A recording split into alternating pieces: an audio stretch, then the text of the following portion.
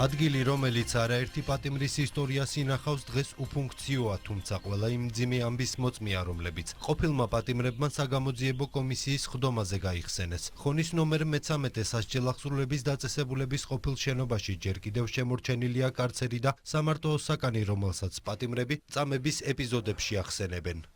როცა 6 ადამიანი არის და შეიძლება იყოს რამდენიმე კვირა, ეს კარცერი კი არ არის, არის ადამიანის შეგნებული წამება. სულ რო არცა მაინც წამება. ასეთი პირობების გამო იყო ამდენი გარდაცვალების შემთხვევა. ტუბერკულოზის საოცარი გავრცელება, იმიტომ რომ აი ესეთ საკნებში, სადაც ჰაერი არ მოძრაობს, ერთ ტუბერკულოზიანს შეუშვებდნენ ჯამთელ ადამიანებთან და რამდენიმე კვირის მერე ყველას ჰქონდა უკვე ტუბერკულოზი. თურმე ეს პირობები ყოფილა სანატრელი პატიმრებისთვის და აქ მოხვედრისთვის ხალხი ლოცულობდა, თხოვდა ვიღაცებს და უნდა რაღაცნაირად ვიღაცასთან უნდა ჩაგეწყო საქმე, რომ აქ ამ ადგილას მოხვედროდი. იმ პირობებში, რაც ჩვენ ვნახეთ. საკუთარი თვალით ნანახის გარდა ხონში არსებულ ვითარებაზე ინფორმაცია კომისიის წევრებმა იქ მომუშავე პერსონალისგანაც მოისმინეს. 750 მსჯავრდებულზე გათვლილ ციხეში ერთდროულად 1000-ზე მეტი პატიმარი იმყოფებოდა. გადატვირთულობის გამო მსჯავრდებულთა ნაწილს ღია ცის ქვეშ ეძინა. კრიტიკას არა მხოლოდ პატიმრების, არამედ იქ მომუშავე პერსონალის პირობებიც ვერ უძლებდა. გარეთ ცხოვრობდნენ, ეს ყველაზე დიდი სირთულე წარმოადგენდა თანამშრომლების ყარავში იხდიდა, ხო და ეს იყო პერიოდში ძალიან ტევადობარი 750 სიტყვაზე იყო 750-ის 1000-ზე მეტი სად უნდა ყოფილიყო გარეთ. ძალიან ცუდი პერიოდი იყო, მაშინ უშუქობის პერიოდი იყო.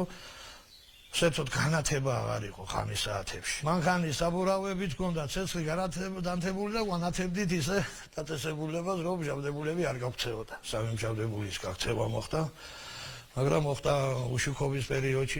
ხონის ციხიდან გაქცევის ეს ერთადერთი ფაქტი არ ყოფილა. 2008 წლის ომის პერიოდში დაწესებულებიდან 150 პატიმარი გაიქცა. ციხის მაშინდელი თანამშრომელი იხსენებს, რომ მსჯავრდებულთა დიდი ნაწილი ციხეში თავად დაბრუნდა.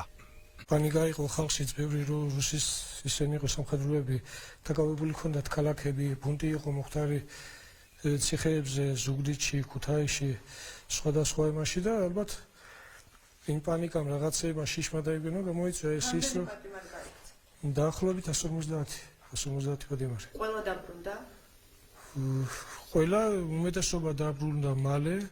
ციხე, რომელიც საბჭოთა პერიოდში აშენდა, დღეს უკვე აღარ ფუნქციონირებს. ადგილზე არსებული გაუცაძლისი პირობები ნაციონალური მოძრაობის ხელისუფლებისთვის პრობლემას არ წარმოადგენდა. ის მხოლოდ 2012 წლის შემდეგ აღარ ფუნქციონირებს. ნომერ 13 ყოფილი ხონის სასჯელახსრულების დაწესებულება იყო ერთადერთი ადგილი დღეისათვის საქართველოში, სადაც შემორჩენილია ეგრეთ წოდებული სააკაშვილის კარცერების შენობა. რეალობა, რომელიც ჯერ კიდევ არ წაუშლია ისტორიას, შევა ჩვენს დასკვნაში. ამით ჩვენ კიდევ ერთხელ დავადასტურებთ, რომ სააკაშვილი არ იყო, რა თქმა უნდა, ქართული სახელმწიფოს მშენებელი თუ აღმშენებელი, ის იყო ჩვეულებრივი მწვალებელი. ხონში არსებული ვითარება საგამოძიებო კომისიამ სურათებსა და ვიდეოებზე აღბეჭდა. ყველა მასალა კომისიის დასკვნას დაერთვება, რომელზეც მუშაობა უკვე დაწყებულია. ეს დასკვნა კი ნაციონალური მოძრაობის არაკონსტიტუციურად გამოცხადების და აკრძალვის საფუძველი უნდა გახდეს.